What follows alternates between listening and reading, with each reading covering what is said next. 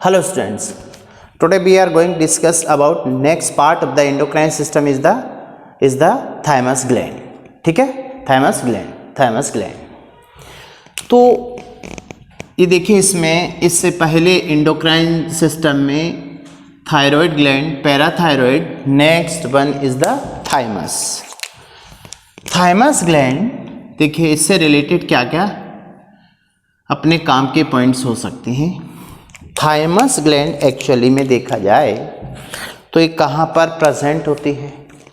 Location of the thymus, location of thymus gland present in the superior media stannum, present in the superior media stannum. What do you mean media sternum? Media sternum means space in between lungs. Media sternum का मतलब होता है space between lungs. Lungs के बीच का जो space है, जिसमें heart भी प्रेजेंट होता है, और हार्ट के ऊपर वाला पार्ट जहाँ से एओर्टा निकलता है, उस एओर्टा की वेंट्रल साइड में लोकेटेड होती है थाइमस. तो in superior mediastinum ventral side of aorta, aorta की वेंट्रल साइड में लोकेटेड होती है थाइमस ग्लैंड. फॉर एग्जांपल देखिए कैसे, जैसे ये मान लीजिए ये राइट एंड लेफ्ट लंग्स हो गए, ये राइट लंग्स है and this one is the left lung. दोनों लंग्स के बीच का स्पेस क्या है? Media stannum. और इस मीडिया स्टेनम में यहाँ हार्ट है, इसके सुपीरियर साइड में this one is the thymus. Thymus में देख पा रहे हैं तो दो लोब हैं. ये थाइमस की जो लोकेशन है, तो देखिए कहाँ पर है. ये स्पेस क्या कहलाता है? This is the mediastinum. Mediastinum का upper part superior mediastinum, और यहाँ जो एओर्टा होगा हार्ट से निकलेगा, उसकी वेंट्रल साइड में थाइमस प्रेजेंट होती है.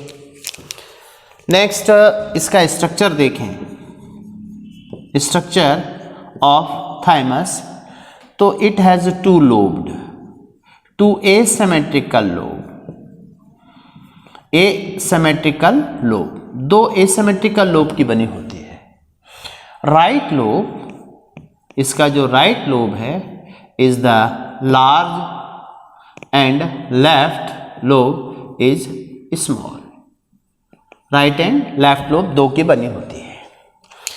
यदि इसका कट सेक्शन देखते हैं थाइमस का, तो देखिए ये राइट लोब है and this one is the left lobe.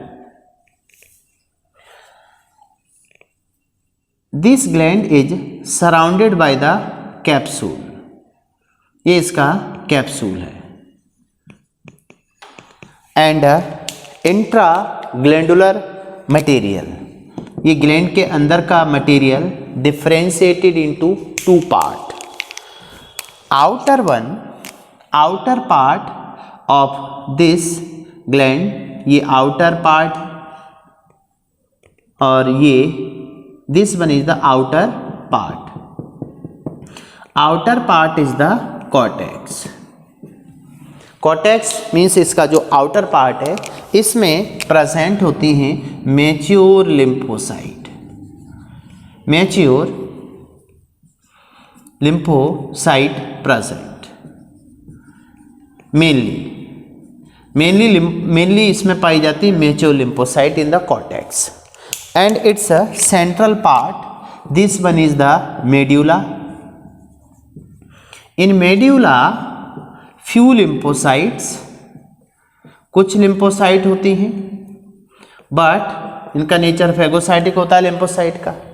And reticular cells, इसके साथ में इसमें रेटिकुलर फेगोसाइटिक सेल्स पाई जाती हैं. तो few lymphocyte and reticular cells, these are collectively called Hassel's corpuscles. Hassel's corpuscles. Hustle corpuscles क्या होती है? हसल कॉर्पसल कहाँ प्रेजेंट होगी? In the middle of the thymus. This is the structure of the thymus, location of the thymus. Next one, thymus gland is related, means इसका development देखिए. Origin of the thymus from the endoderm. Endodermal origin होता है इसका. And इसका जो relation है, और ये जो ओरिजन एंडो से होता है, ये ग्लैंड रिलेटेड होती है इम्यूनिटी से. बट इसका जो साइज है, थाइमस की बात करें तो थाइमस का जो साइज है, देखिए size of the thymus at birth के टाइम पर, at puberty and at adulthood में, मिडिल लाइफ में. साइज देखिए, इसका साइज ग्रेजुअली डिक्रीज होता है. At the time of birth size इसका सबसे बड़ा होता है, लार्ज साइज होता है. But with the advancement of age at puberty size इसका रिड्यूज होने लगता है, रिड्यूज होता है. और फाइनली ये जो adulthood means near about 22 to 25 year, in between 20 से 25 ईयर के बिटवीन एडल्टहुड में, मीन्स मिडिल एज में, ये टोटली रिड्यूज होकर के डिसअपियर हो जाती है, डिसअपियर. तो अब ये ग्लैंड क्या होता है? इम्यूनिटी से रिलेटेड है. इम्यूनिटी से रिलेटेड है तो with the advancement of age, जैसे जैसे एज बढ़ती है, बर्थ हुआ, प्यूबर्टी स्टेज आई, प्यूबर्टी स्टेज के बाद में एडल्ट स्टेज आएगी, तो मिडिल एज में आते आते डिसअपियर हो जाती है. तो with the advancement of age immunity reduced, immunity reduce होती है. इसका मतलब ये ग्लैंड इम्यूनिटी से रिलेटेड है. अब इसके फंक्शंस देखते हैं क्या क्या है. Function of the thymus gland, क्या क्या फंक्शन करती है ये देखिए. Thymus gland is related with the thymus gland से जो हार्मोन सीक्रेट होता है. इसका देखिए हार्मोन कौन सा है, पहले अपन देखें. हार्मोन इज थायमिन, थायमिन और थाइमोसिन. थाइमोन हार्मोन को ही क्या नाम दिया जाता है? थाइमोसिन. तो थाइमस ग्लैंड का हार्मोन क्या कहलाएगा? थायमिन और थाइमोसिन. थायमिन और थाइमोसिन का फंक्शन देखते हैं इस ग्लैंड का. तो सबसे पहला फंक्शन है ट्रेनिंग स्कूल. देखिए training school of T lymphocyte. T lymphocyte का ये ट्रेनिंग स्कूल है. टी लिम्फोसाइट का फॉर्मेशन होता है बोन मैरो के अंदर. टी लिम्फोसाइट की बात करें तो देखिए ये बोन मैरो है. बोन मैरो में टी लिम्फोसाइट सिंथेसाइज हुई. अब ये टी लिम्फोसाइट ब्लड के थ्रू ट्रांसपोर्ट होती है इन थाइमस. तो थाइमस में जब टी लिम्फोसाइट पहुंचते हैं तो इनका होता है functional maturation. Functional maturation thymus का होगा in the thymus gland. So thymus is the training school.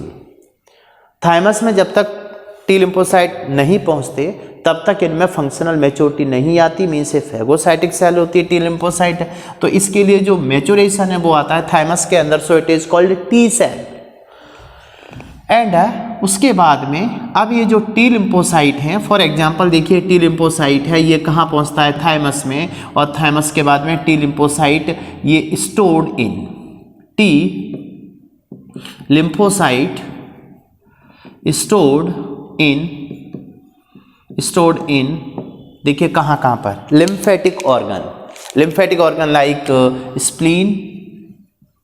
Spleen में, पेयर्स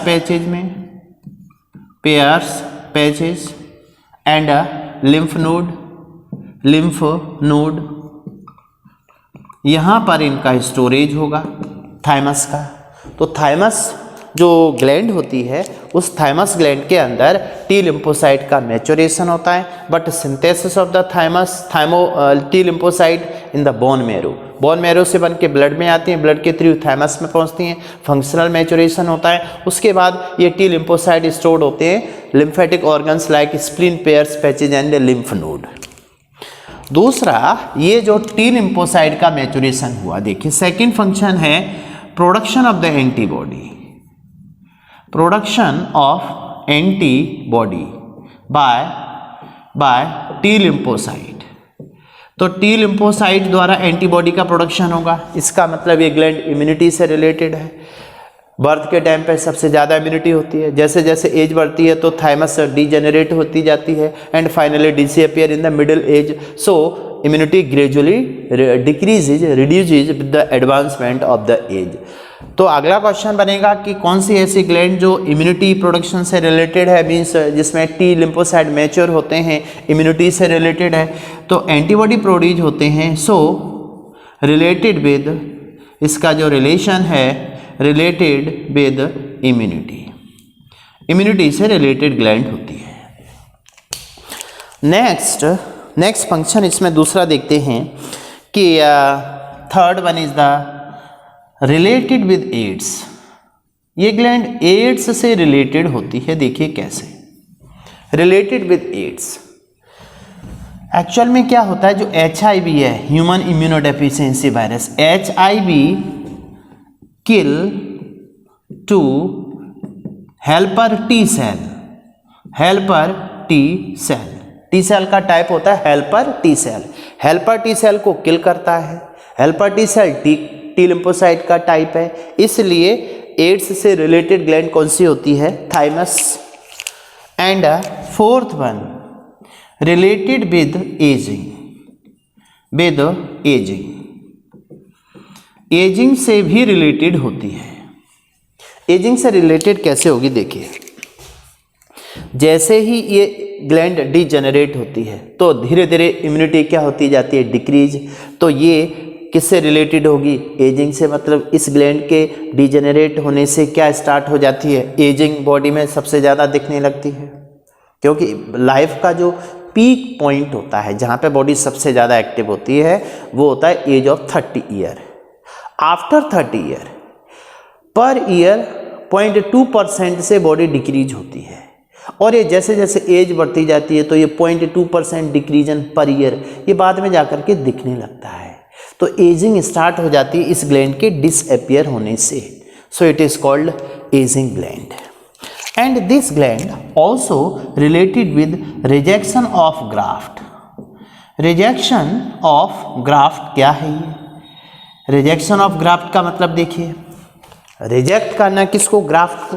बॉडी के अंदर कोई ऑर्गन इम्प्लांट करते हैं रेसिपिएंट बॉडी में, तो रेसिपिएंट बॉडी उस ऑर्गन को एंटीजन समझ के उसके अगेंस्ट में एंटीबॉडी प्रोड्यूस करती है। और एंटीबॉडी प्रोडक्शन में कौन हेल्प कर रहा है, टी लिम्फोसाइट, टी लिम्फोसाइट। तो यहाँ पे क्या होगा, rejection of graft. Rejection of graft क्या होगा, बाय एंटीबॉडी प्रोडक्शन। एंटीबॉडी का प्रोडक्शन होगा, प्रोडक्शन अगेंस्ट इम्प्लांटेड या ट्रांसप्लांटेड ऑर्गन। तो ट्रांसप्लांटेड ऑर्गन के अगेंस्ट एंटीबॉडी प्रोडक्शन को स्टार्ट करेगी with the help of T lymphocyte. This is total information about the thymus gland. तो थाइमस ग्लैंड क्या होती है, थाइमस ग्लैंड, अब देखिए थाइमस का जो रिलेशन है ये इंडोक्राइन सिस्टम से भी है और दूसरी तरफ लिम्फेटिक सिस्टम से भी है। तो thymus also called lympho endocrine organ. Thymus also called lympho endocrine organ. Lymphatic system से रिलेटेड है और इंडो सिस्टम से रिलेटेड है, collectively called lympho endocrine organ. Second one, आप देखिए location of the thymus present in the mediastinum space between two lungs, but in a superior mediastinum ventral side of the aorta. It has two lobe, right lobe and left lobe. ये देखिए इसका जो right lobe है ये बड़ा है, right lobe, and left lobe is the, ये left lobe है ये स्मॉल होता है, तो इसलिए एसिमेट्रिक ग्लैंड है। यदि इसकी एनाटॉमी देखते हैं, कट करके देखते हैं, तो इसमें मेडुला एंड कॉर्टेक्स दो पार्ट में डिफरेंशिएट होती है। Gland surrounded by the capsule, but in the cortex part mainly mature lymphocyte present, and in medulla few lymphocyte with reticular cells. This whole structure collectively called Hassel-Kopp cells. तो Hassel-Kopp cell का nature भी क्या होगा? Phagocytosis. इसका function क्या है? Phagocytosis का नाम। एंड सेकेंड, इसका ओरिजिन किससे होता है? एंडोडर्मल ओरिजिन है, क्योंकि ट्रैकिया के पास में पाई जाती है ये। नेक्स्ट, इसका हार्मोन थायमिन या थायमोसिन हार्मोन होता है। थायमिन या थायमोसिन हार्मोन के साथ में ग्लैंड किससे रिलेटेड है? इस ग्लैंड में टी लिम्फोसाइट का मैच्योरेशन होता है, सो it is called training school of the T lymphocyte. Production of the antibody by the T lymphocyte, so it is related with the immunity, but this gland gradually decreases after birth. At the time of middle age it is totally disappear, so immunity decreases and start with aging, so this gland is related with the aging. In case of AIDS, HIV virus destroy the helper T cell. Helper T cell को destroy करता है। Actual में होता क्या है? AIDS virus helper T cell के अंदर enter करता है। हेल्पर टी सेल की सरफेस पे CD4 रिसेप्टर होता है, तो gate of the HIV into the helper T cell, ये मान के चलिए हेल्पर टी सेल है, और हेल्पर टी सेल की सरफेस पे CD4 रिसेप्टर होता है, और इसी से बाइंड होते हैं, ये स्पाइक होते हैं HIV वायरस के ग्लाइकोप्रोटीन 120। तो इसके थ्रू, इस रिसेप्टर के थ्रू HIV एंटर करता है सेल के अंदर, so gate of the HIV is the CD4। Helper T cell को डिस्ट्रॉय करता है, इसलिए एड्स से रिलेटेड है। रिजेक्शन ऑफ ग्राफ्ट, बॉडी में एंटीबॉडी प्रोड्यूस किए जाते हैं अगेंस्ट द इम्प्लांटेड ऑर्गन, जो ट्रांसप्लांटेड ऑर्गन है, so this gland is related with the rejection of graft. Is it clear? ये पूरा केस अपना सामने आया किसके बारे में? Thymus. Okay, next part discuss करेंगे अपन अगली ग्लैंड। देखिए, अपन ने अभी तक थायराइड, पैराथायराइड, इसके बाद में नेक्स्ट ग्लैंड आएगा पेंक्रियाज। ओके, नेक्स्ट टॉपिक में भी डिस्कस अबाउट द पेंक्रियाज।